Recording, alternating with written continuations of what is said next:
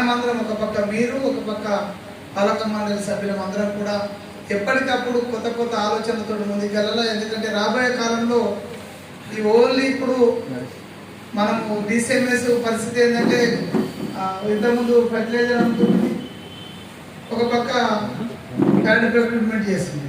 కానీ ఇవాళ fertiliser maximum బంద్ అయిపోయింది. కారణాలు ఏవైనా కావచ్చు. కారణం ఏంటంటే మనకు ఎఫ్ఓఎల్ ఇవ్వకపోవడంతో మనం ఇక్కడ ఇబ్బందులు ఎదుర్కొంటున్నాం. ఒక ప్యాడీ ప్రొక్యూర్మెంట్ ఉంది. ఆ ప్యాడీ ప్రొక్యూర్మెంట్ రేపటి రోజు ఏదైనా కారణంతో ఆగిపోయినప్పుడు మరి డిసిఎంఎస్ ఏం చేయాలి?